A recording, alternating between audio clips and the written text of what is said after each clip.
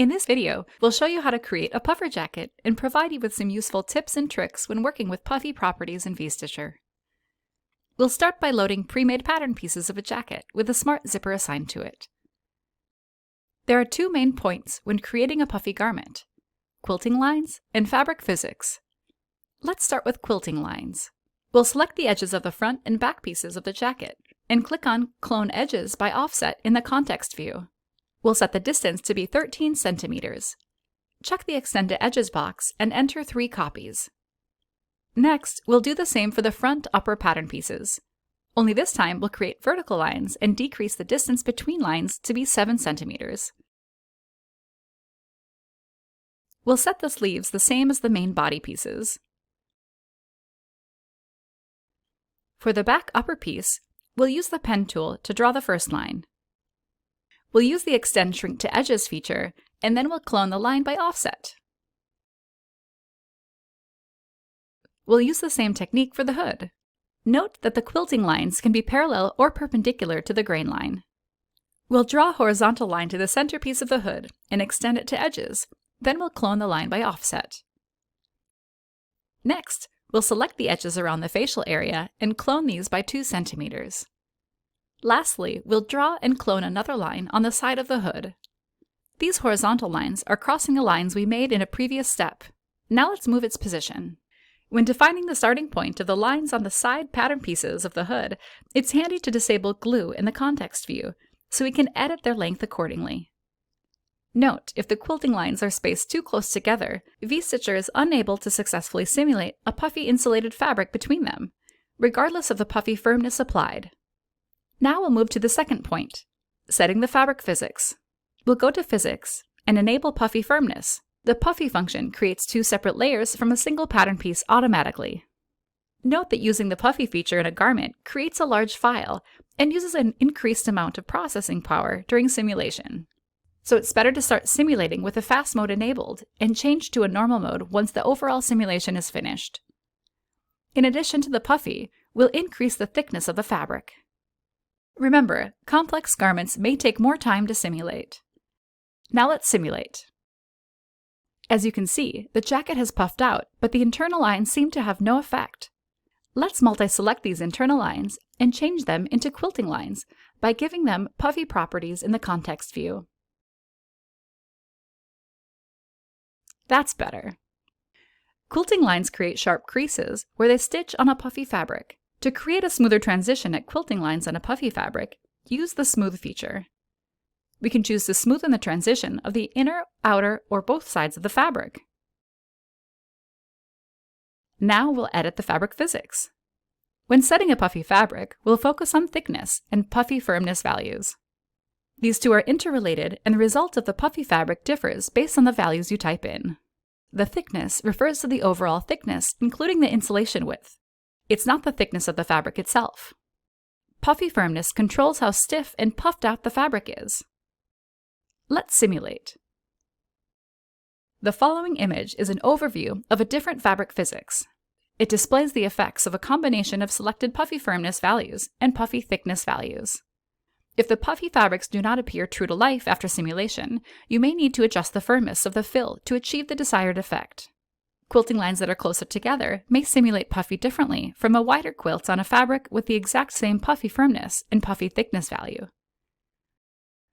We want to achieve a similar puffy appearance, but with closer quilting lines for the bust and the hood. Let's start with the fabric for the bust. We'll clone the fabric, then rename the material, and change the physical properties accordingly. Then assign the fabric to the pattern pieces. We'll do the same for the hood pieces.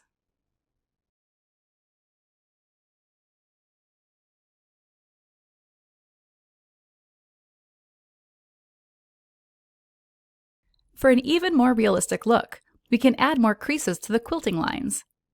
We'll do that by multi-selecting the quilt lines, then enabling shrink by 2 to 10%, depending on the look we want to achieve. Puffy garments can either be sewn through or have baffle boxes. By default, quilting lines sew the inner and outer fabric through. To create a baffle box, we'll need to set up a baffle wall height in the context view. The baffle wall height must be lower than the fabric thickness, otherwise the effect won't be visible. Now let's update the simulation again. Great! Under Edge Properties, there's another useful tool which is great to work with. This feature is called Finish Effect, and it allows you to configure unstitched puffy edges to be either rounded or sharp. The Finish Effect increases the authentic display of the puffy garments. By default, it is set to rounded. Here we're moving the quilting lines inside the hood pattern piece to be evenly distributed. Next, we'll enhance the jacket by adding some top stitching. We'll select the seam we want to use from the Resource tab and assign it to the quilting lines. Now we'll use the cut marks to achieve a jacket with lining that's different from the outer fabric. First, we'll use the pen tool and draw a guiding line for the lining. We'll convert it into internal line, shrink it to edge, and mirror the shape on the other side. Then we'll multi-select the internal lines and change them into cut marks. Now we'll enable the fabric's visibility in the 2D window. Let's clone the fabric and change its backside to a new color. Note that you can also use different artworks and all-over prints for both face and backside of the fabric. Let's assign the newly created fabric and check out the inner pattern pieces in the 2D window. Unzip the jacket, hide the avatar, and check out the lining. And there you have it, a puffer jacket created in VStitcher. Next, we'll show you how to add an extra layer into the puffy garment. Each puffer garment is different, and even though we recommend using only one layer pattern piece as the puffy physics automatically creates a second layer, sometimes the design requires an extra layer. For example, if you want to create a more detailed garment, such as adding open mesh pockets, partial lining in the collar and hood area, or full body lining with inner zipper pockets, you will need to add that extra layer. Now let's see how to create body lining with an inner pocket. We'll copy and paste the front and back pattern pieces and move them to a lower 3D layer. We'll then slice the lines we want to use and delete those we won't need anymore.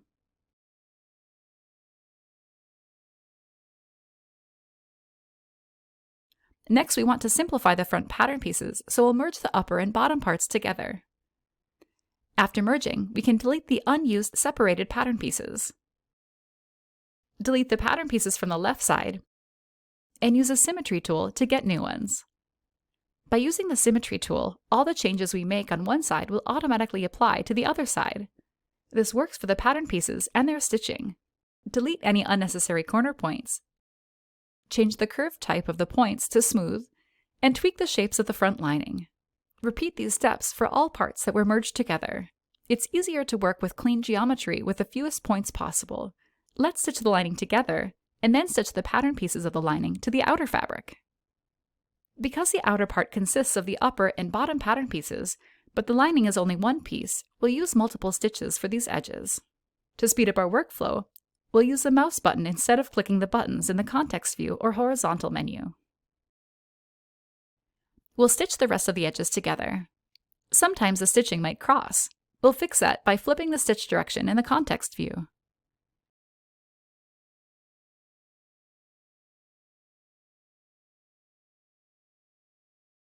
We'll create a new fabric for the lining in the inner pocket.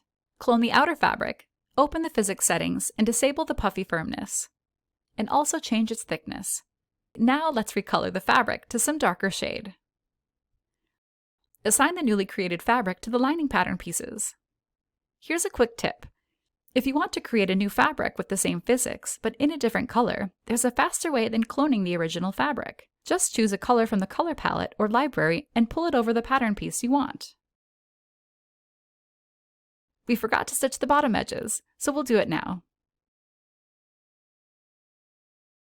Let's resimulate the garment. After the simulation is finished, we'll use the styling tool to smooth the jacket and resimulate.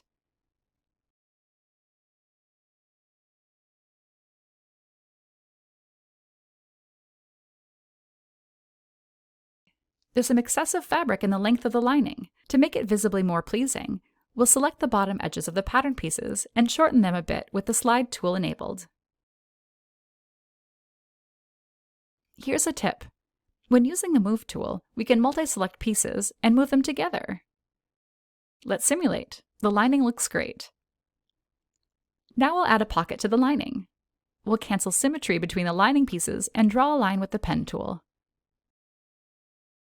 Then we'll slice the pattern piece and add corner points to its edges.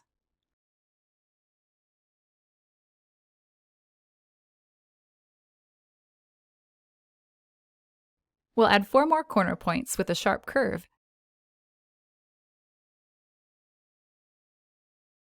So when we'll move their position, we'll create a space that fits the zipper shape.